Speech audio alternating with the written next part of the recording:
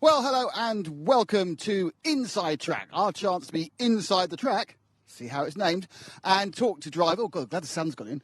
That was very unpleasant. We have got some beer. It's kind of hidden down here, but everyone seems to be very well behaved at the moment, apart from me, which is worrying. It's much better in Italy with English people drinking.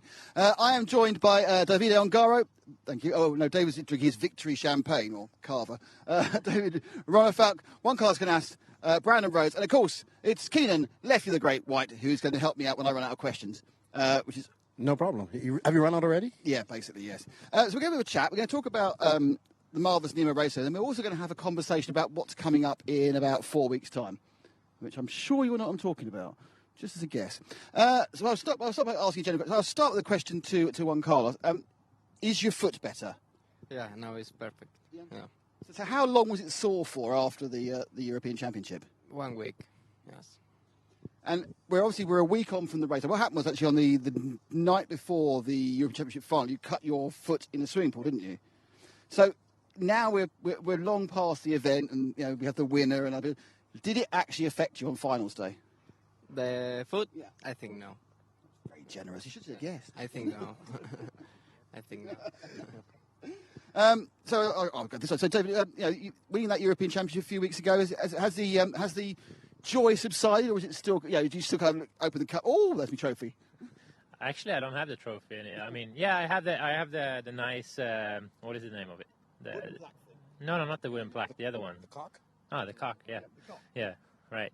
I have that one, and the car and the plaque. I think Joseph took it, so he's taking pictures of it and making some kind of a story with it. So I'll get it back. For those of you who don't know what we're talking about the cock he's being given, what you need to do is go back to the final show on RCTV's. We showed the whole of the presentation ceremony, and they gave everyone a large China cock, didn't they?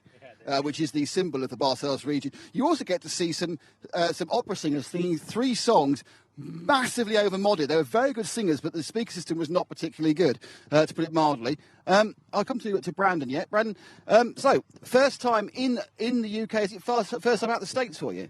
It is. And how are you finding that? Is it? The weather's a lot nicer. I'll give you that much. You cool down about 30 degrees.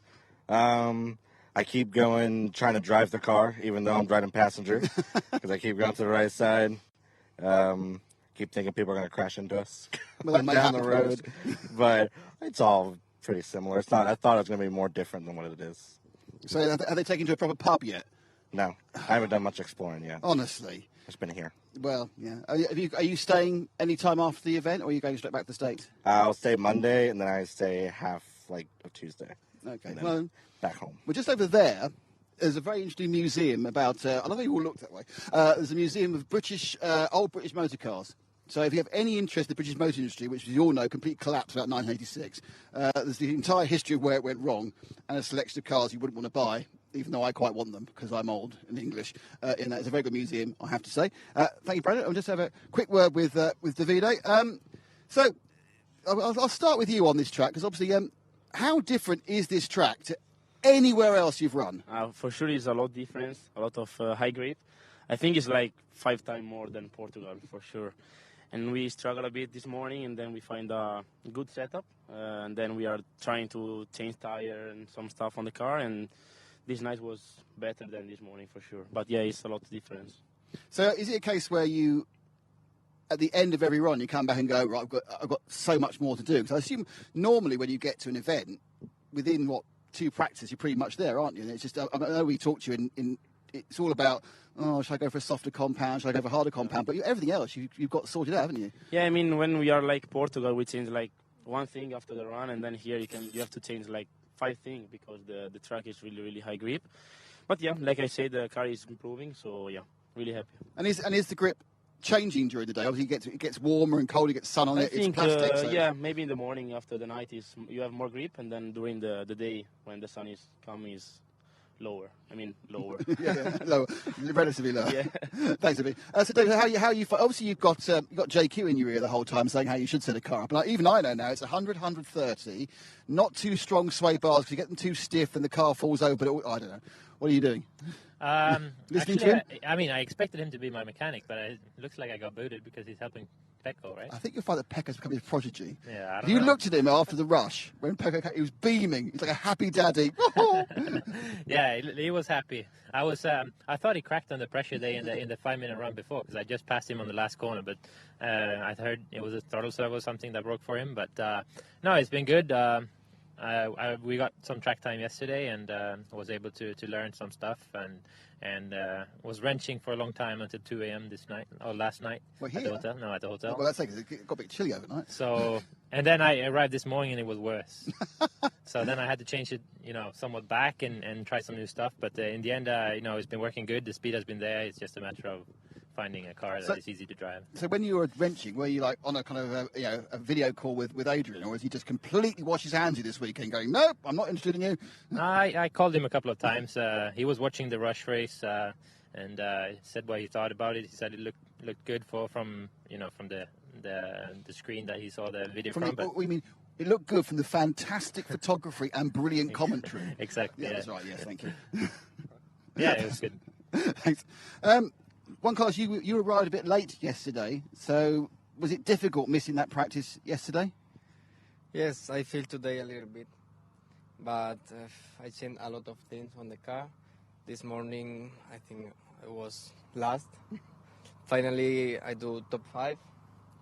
Was okay, but for tomorrow, I want to improve more and change more. And were you kind of following Elliot? Because Elliot was very quick yesterday. It was like he was straight out the box, really quick. So were you just asking Elliot, what do I do? What do I do? Or... Yeah, I see his car and I put really same. That's help. Yeah. But so when you get to the final, obviously that's set up for his driving style. Do you then have to sort of fine tune it for your style as well? I put really same the setup. I think the same. Just the tire for me is softer. But tomorrow we'll put the same tire and let's see. Thanks, so Brandon, I was watching you. I was watching a couple of the warm-up heats, and your lap times, no offence, were like a lot slower. But then suddenly, you seem to really get it, almost like when it became real, like we were competing. Suddenly, oh no, I'm not being slow. And was it a night and day change? Or did you make some changes and suddenly just got on top of it? I mean, same with Juan. I was just I came in with no practice yesterday, so just getting used to the track. I've never driven on turf, which I'm sure some of y'all haven't either. But I've never driven on it, so that was a big change. I kind of just brought my setup from the States over, and that was not a good decision. So my car just was super edgy. And then, yeah, I just made a bunch of changes. Can't really talk to Lee about it too much with him driving the N1 this weekend. So we're driving different cars, but just a lot of changes, and yeah. Yeah, that is a real problem, because not only are you on a completely different chassis, you're also on different tyres as well. So you're effectively just on your own, aren't you? In a way, yeah. Well done. Lefty, do you have any question about this particular event before we go on to the one coming up? Yeah, I think besides the surface, what is one of the more challenging parts of this track for you guys? I start first. Yeah. I think this part in the middle, like from here or the chicane. What makes it so difficult? I mean, with my car that is too edgy, I cannot turn a lot, so try to flip, flip on the corner. So yeah. Okay. Yeah, I'd agree with that. The chicane, because it's like sometimes you feel like you have a pretty good straight line through there, and then you just touch the pipes a little bit, and it completely sends you off the track. So really have to be patient here. I think for me personally, I haven't really figured out. I want to go faster than I can in the back dirt sections because I want to jump faster, but there's some bumps under the carpet there that kind of sends the car off a couple of times when you're offline. But yeah, so I would say that's the section where I struggled the most. Okay. For me, this part also, like they say, and also the white and the dirt part, because you lose the steering, you need to have a car with little bit of steering. So maybe you go to the dirt and the dirt is super broke, so you flip. Okay.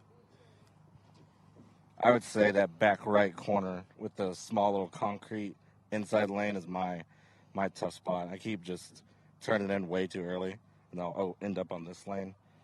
Good thing, if it was back at home with big old rope, I would be upside down every lap that corner. I got lucky with the PVC. But yeah, and the chicane, it can be challenging, especially when you just overdo it. Well, that's probably a good discussion about Nemo. Let's talk about the elephant in the room, the upcoming massive event.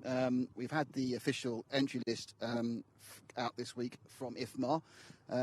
Everyone's going, despite what everyone said 6 months ago. Everyone's going. There's no missing names. Everyone's turning up. At least they're on the list. They're on the list, yeah. Obviously, they haven't passed all the various vaccination tests, and they haven't gone back. Oh, I can't say that word. Can I have some of them go? But they're all going to come. So, Brandon, you'll be coming to Europe for a second time then? Well, I hope. I'm not just. They haven't confirmed it yet. I'm actually not on the little IFMAR list. Well, thing. I think in which case we should get you on there very quickly. Yeah, hopefully so. I mean, I qualified for the race /Roar, and we've talked about me going and everything. So I hope to be There able are a to go. few slots left. Yeah. And that's obviously going to be a much more traditional circuit. The Redovan is just a very, very big traditional European circuit. Yeah, I've seen videos. Obviously, I watched a lot of the warm-up, and it seems like just pretty high bite, smooth track, what I can see. So, Juan Carlos, it's sort of your dream, isn't it, a world championship in your own country? Yeah. Yes. Is Redovan a track you like? Because obviously you go there every year for the nationals. I like Redovan was when you go for the first time you don't like, and when you go 2-3 times you like it. So I like the grip on the warm-up. I don't know on the words if it's different, but I like the grip, the zone. So I don't know. And you can just drive there as well. Now, Dave, you obviously have some not so good memories of Redovan. It's a long time ago. I mean, completely expunged now by winning a European Championship again. But I remember you trudging away. Was it a broken throttle, sir, wasn't it? Yeah, I had a couple. Yeah, 16 was the Euros. I had a servo fail, and then Neo race. I had another servo fail when I was in the lead there in 18. It was early on in the main side, but I was in the lead when that happened. I went to Spanish Nats there, and I got disqualified in the LCQ because of the tank was too big, and the reason why I was in the LCQ was because of the drive shaft popped out in the semi in the rear. So haven't really had the best of luck. I feel you need a new mechanic. I mean, but the bad start. I got a good start, but there was a car upside down in front of me. So, but yeah, I mean, I like the track. I like the size of that track. Usually, I always like big tracks, and I think the layout is nice. Kana said that the grip and everything is nice to drive on, and it will be interesting to see how different it is from the warm-up. The couple of times I've been there, it's been a little bit different from time to time, but I'm sure it's going to be good, and everyone is going to have a lot of fun there, I'm sure. Davide, your thoughts on Redovan and the Worlds? You are, of course, the defending champion. Yeah, I hope. And you've had a free 2 extra years to be world champion for 4 years now. You see, which is I think it's a record actually. Yeah, I mean, like Juan Carlos said, the first time I went there, I hate that track because it was really big. And especially the driver's stand is really high, so you cannot see the jump and all the stuff. But after some race there, like Neo Buggy, Worlds, warm-up, and Euro, it's really, really nice to drive there. The warm-up was okay. On Monday we tested some new thing on the car and worked okay. So looking forward for the World. Oh, maybe the warm-up was okay. You won the warm-up? Yeah. And that was only okay? I mean, I was happy. Oh, that's fine. Some luck for us because Oscar was super fast in the main. He made a mistake, and I think the marshal didn't see him. So yeah, some luck for us, but it's racing. So give us an idea, because we've got this weekend intensive racing, and then you got what is your preparation going up to the World starting next week for the rest of the month? I mean, I start testing my home track like 1 week ago, and then from Monday I will go there and test engine, tires, all the stuff. Like I said, we have a new part for the World on the car, so yeah, a lot of tests and try to be prepared as possible. Dave, what's your program, David? Then we have the Swedish National next week, and then I got like 2 weeks, I think, before I go there, and then I plan just to have the cars ready and go to the track and do some last bit of running, making sure engines and everything is running good, like Davide said, and then it should be good. Like at the warm up it was good, the speed was good, finished I think 10 seconds or so behind Davide, and then Monday and Tuesday for practice and found some good stuff as well. So really confident going in there, so especially with the Euros. Yeah, exactly. Well. That's it. But how much is you obviously you're in your first year of Mayako, Dave's running associated for several years. I mean, how much are you still finding in the chassis, or have you already got to the point where you're really comfortable? Or are you still looking at the edges of the envelope to see what else might be there? It has been depending on the tracks we've been to so far this year, I would say. Obviously, me and Joseph went to USA for like 5 weeks, I think it was, before the DNC.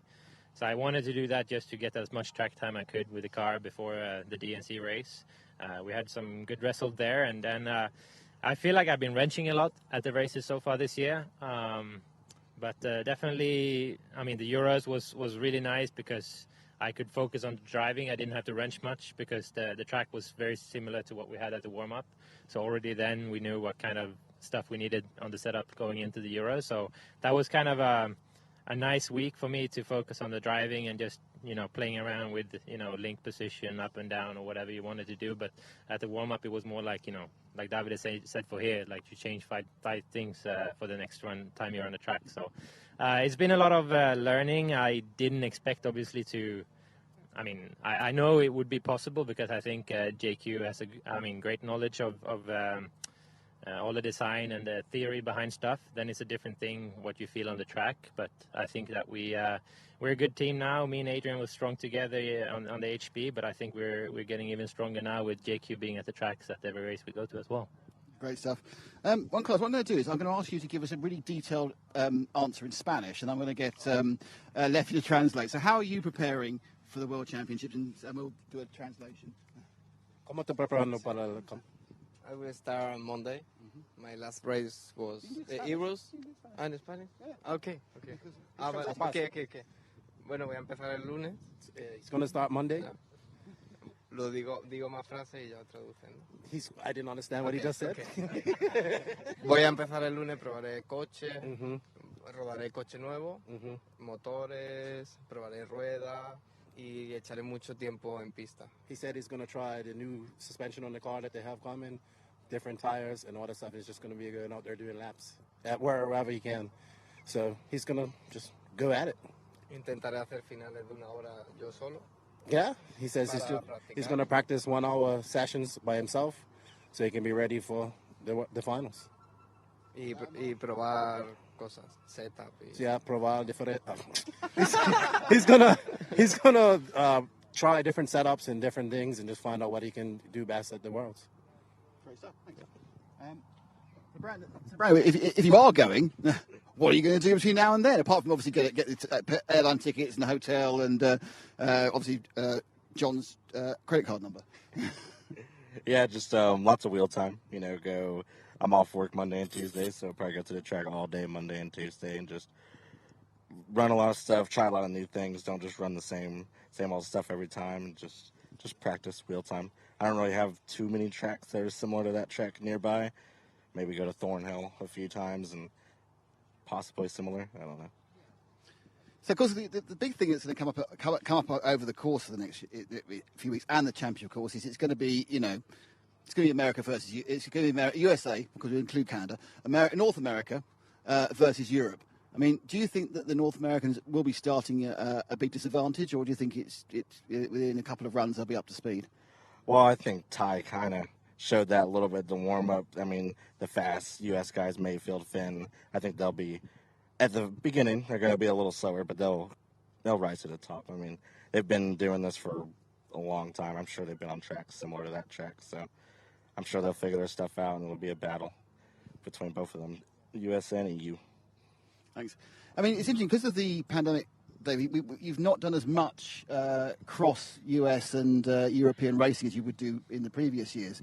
Are you kind of not so concerned, but do you therefore not really know where the USA or where the American challenge is going to come from?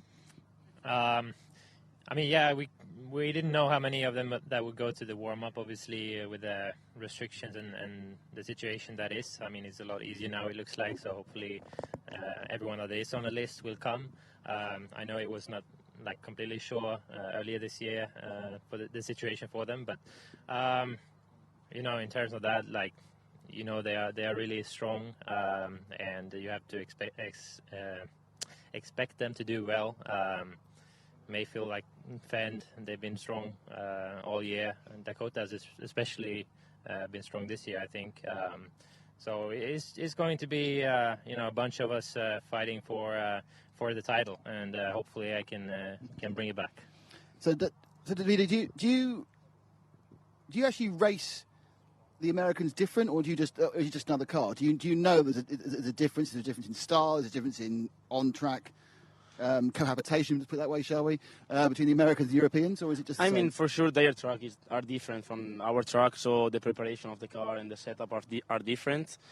But like the others said, they are super fast. They have a lot of experience, so they come for sure fast at the world. And yeah, we went a few times to the DNC, and then we are happy that they come in Europe, so we can see the difference. And I think in Europe now we have a really high level, so we can fight together. Do you think? I mean, it's another question. Do you think that I think traditionally a few years ago, perhaps back in 6, 7, 8 years ago, perhaps prior to your win in Vegas, there was a kind of a feeling that the Americans were a step ahead of the Europeans. Do you think that's now not the same as kind of it's equal, or as I feel, I actually think the Europeans are slightly ahead of the Americans now? I mean, I was young in Vegas, so I don't think about this. But yeah, especially I went to Vegas, for me the Americans were at the top always. So I watched videos from Adam, Ryan, and all the guys. And yeah, but now after winning the World Championship, I find that the Europeans now are maybe not faster, but maybe stronger as a team. David, you obviously won in Vegas. Which was a surprise, a pleasant surprise, but a surprise, because up at that point it had been very much, the Americans and Canadians, as it was, had done particularly well. Yeah, and I think especially that race was all made up for American to win. In Vegas, like there was a lot of people watching, and with a strip in the backdrop, it was just a really nice location, of course, to win for me. Unfortunately, I wasn't 21, so I couldn't celebrate. I was only 20, so I couldn't go out and celebrate the win, but I came back for the Silver State race 6 months later and was able to celebrate. And got completely blasted. Yeah, not really, but it was pretty good. But yeah, I think, like Davide said, that the level in Europe has been really strong now last few years, and it's just unfortunate that we don't get to meet each other on track more times than we do. It would be great to fight the Americans more often in the year.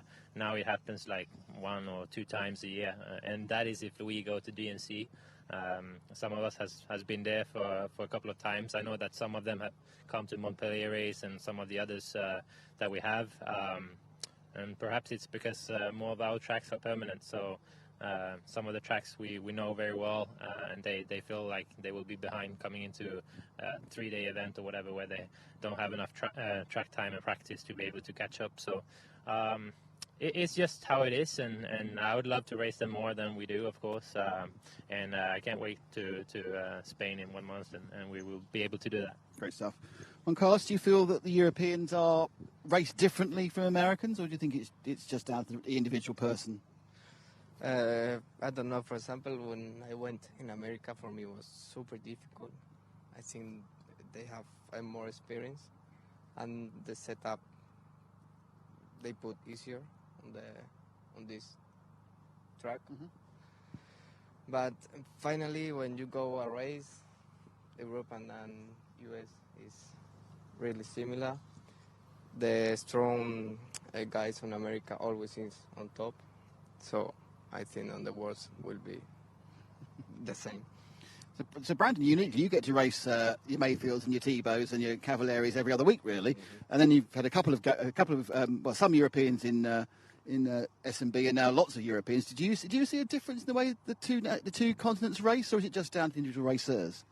I wouldn't say like racing them isn't any different. Like it's not like one's more dirty than the other. I feel like Europeans drive more kind of like road coursey, just because how big it is. Like in Americans, we drive more dive bombing, just supercross. It's just kind of how it is, and like to say which one's faster. There's really not. I feel like it all depends on the track. If we go to P&B, like a big rodeo arena track, I feel like the Americans would be a little faster because we're so much used to that. But if you go to a track like the Worlds or something like that, where the Europeans just, I don't know, it's more road coursey, more flat. I actually feel like they are a little quicker there. So I don't know. Antoine, have you got any questions, Lefty? No, I'm fine. Okay, well, we're all fine. We've all got questions. I'd say thank you all for joining us for this edition of Inside Track. The next time we have a conversation, well, perhaps one of you will be world champion. Well, again, first time. Because the next round, obviously, is in October after the Worlds. If you want to watch the Worlds, I'm contractually obliged to say this. The entire event, from when it starts counting, will be live on RC Racing TV from the 6th of September, so the Tuesday, Wednesday, Thursday, Friday, Saturday. We'll be live from Redovan, and someone will become world champion, and there's a pretty good chance it might be one of these guys. Thanks for watching, and hopefully you'll be tuning in tomorrow morning for the start of round 5 from event 3 of RCGP. It's the 2 15-minute finals on Saturday, and of course on Sunday we have the big endurance fun. But thanks you all for watching.